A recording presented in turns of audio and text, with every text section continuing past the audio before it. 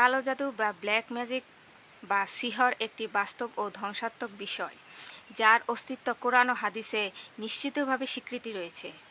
কালো জাদুর মাধ্যমে মানুষের ক্ষতি, মানসিক বিপর্যয়, শারীরিক অসুস্থতা, এমনকি মৃত্যু পর্যন্ত ঘটতে পারে। এ বিষয়ে ইসলামী স্কলারগণ বিভিন্ন দৃষ্টিভঙ্গি তুলে ধরেছেন। কোরআন ও হাদিসে এ বিষয়ে কী বলে তা জানার জন্য আমাদের এই ছোট্ট প্রয়াস।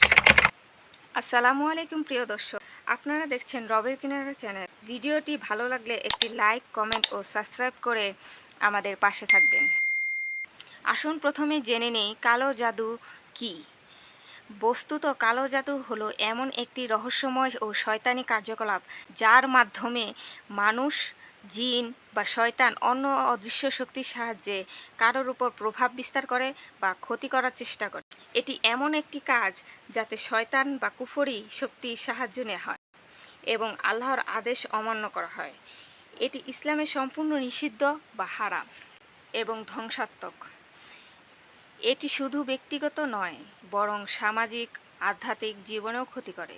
এ সম্পর্কে সূরা বাকারায় বলা হয়েছে, তারা সুলাইমানের রাজত্ব সম্পর্কে শয়তানরা যা বলতো তার অনুসরণ করেছিল। সুলাইমান কুফর করেনি, বরং শয়তান কুফর করেছে। তারা মানুষকে জাদু শেখাতো। কোরআনের এ আয়াতে স্পষ্টভাবে বলা হয়েছে, জাদু শিক্ষা বা ব্যবহার সম্পূর্ণরূপে হারাম, কারণ এটি দ্বারা অন্যের ক্ষতি করা সম্ভব।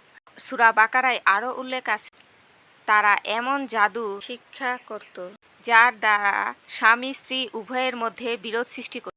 কালো জাদুর ক্ষতিকর প্রভাব সম্পর্কে বিশদ জ্ঞান এখানে উল্লেখ করা হয়েছে। এর দ্বারা একটি মানুষের ব্যক্তিগত জীবন ও পারিবারিক জীবন পর্যন্ত ধ্বংস করে দেয়। মূল কথা হলো, এর ক্ষতিকর দিক হলো বিচ্ছেদ ঘটানো, তা যে কোনো লোকের, পরিবারের অথবা সমাজ থেকে। হাদিসে এর ব্যাপারে নেতিবাচক দিক উঠে এসেছে। যেমন একটি হাদিসে রাসূল সাল্লাল্লাহু আলাইহি ওয়াসাল্লাম বলেন, তোমরা 7টি ধ্বংসকারী জিনিস থেকে বেঁচে থাকো। সাহাবীরা বললেন, হে আল্লাহর রাসূল, কি কি? তিনি বললেন, আল্লাহর সাথে শিরক, জাদু, নির্দোষ কাউকে হত্যা করা থেকে। সহিহ বুখারী ও মুসলিম। রাসূল সাল্লাল্লাহু আলাইহি ওয়াসাল্লাম যেহেতু শিরক এর পর জাদু তথা কালো জাদুর কথা বলেছেন, সেহেতু এর ভয়াবহতা ও ক্ষতিকারকতা সম্পর্কে অবশ্যই আমাদের দৃষ্টিক্ষেপণ করা উচিত। কারণ রাসূল সাল্লাল্লাহু আলাইহি ওয়াসাল্লাম কখনোই এমনি এমনি কথা বলতেন না, বরং তিনি তাই বলতেন যা আল্লাহ তাকে বলতে অনুমতি দিতেন। যদি কাউকে কালো জাদু করা হয়, তবে তার উপর শারীরিক, মানসিক ও আধ্যাত্মিক প্রভাব পড়তে পারে।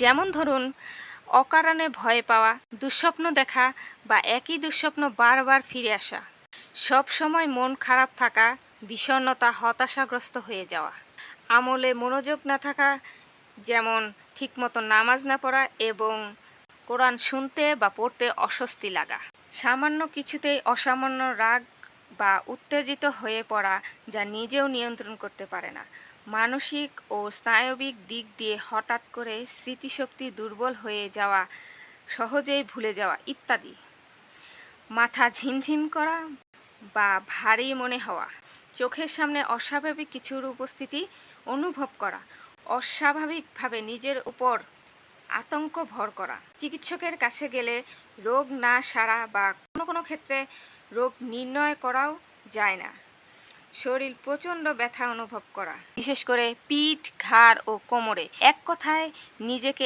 এত দুর্বল মনে হয় যে তার পক্ষে কোনো কিছুই করা সম্ভব নয়। এতে রোগী আরও অবসাদগ্রস্ত হয়ে পড়ে এবং হতাশার চরম পর্যায়ে পৌঁছে যেতে পারে। এখন কথা হলো, কালো জাদু দ্বারা মানুষ কি মারা যেতে পারে? ইসলামী স্কলারদের মতে কালো জাদু দিয়ে মানুষ মারা যেতে পারে। কোরআন ও হাদিসের আলোকে এমন কিছুর ইঙ্গিত পাওয়া যায়। কালো জাদু এমন এক শয়তানি কার্যকলাপ যা মানুষের উপর এমন দুশ্চিন্তা, অসুস্থতা তৈরি করে যাতে মানুষ মানসিকভাবে বিকারগ্রস্ত হয়ে পড়ে এবং আত্মহত্যার প্রবণতাও সৃষ্টি করতে পারে, যা অবশেষে মৃত্যুতে রূপ নিতে পারে।